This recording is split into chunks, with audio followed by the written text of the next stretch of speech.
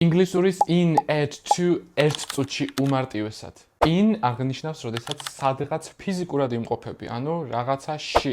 At აღნიშნავს, როდესაც რაღაც ტერიტორიაზე იმყოფები, რაღაცა საქმის თვალსაზრისით, იმიტომ რომ რაღაცას აკეთებ. ხოლო to აღნიშნავს, როდესაც მიმართულებას უჩვენებ, სადღაც მივდივარ, რაღაცისკენ. მაგალითად, I'm in the restaurant ნიშნავს, როდესაც მე ვარ რესტორანში, უბრალოდ ფიზიკურად ვიმყოფები. მაგრამ მე თუ ვიტყვი I'm at the restaurant ნიშნავს, რომ მე რაღაცა საქმის თვალსაზრისით ვარ რესტორანში.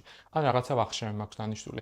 ან თუნდაც მან ვმუშაობ. აი კიდევ მაგალითად, I'm in the office ნიშნავს, რომ მე ვარ ოფისში უბრალოდ ფიზიკურად. ხოლო I'm at the office ნიშნავს, როდესაც მე მან ვმუშაობ, ან რაღაცა საქმეს ვაკეთებ. კიდევ ერთი მაგალითი, I'm in the gym ნიშნავს, რომ უბრალოდ შენობაში ვარ, უბრალოდ მან ვიმყოფები სპორტ დარბაზში. მაგრამ მე თუ ვიტყვი I'm at the gym, აუცილებლად გულისხმობ, რომ სპორტ დარბაზში მაგ დროს ვარჯიშობ. ხოლო to გამოიყენება მხოლოდ და მხოლოდ გადაადგილების მოქმედებების შემდგომ, რომლებიც უჩვენებენ რაღაცა მიმართულებას. მაგალითად, he went to the swimming pool yesterday. ის წავიდა საცურაო აუზზე გუშინ. Let's go to the cinema tomorrow. მოდი წავიდეთ კინოში ხვალ. ძალიან ბევრს ეშლება to და she, იმიტომ რომ გადაადგილებას ჩვენ ასევე she-ი აღვნიშნავთ ქართულში, წავიდეთ კინოში, წავიდეთ სახლში, მაგრამ ინგლისურად არის to. Let's go to the cinema. Let's go to the pool. Let's go to the beach. და თუ გინდათ ამ ინგლისურის წინდებულებს საბოლოოდ ბოლო მოუღოთ, აუცილებლად დაასკანერეთ ეს QR კოდი,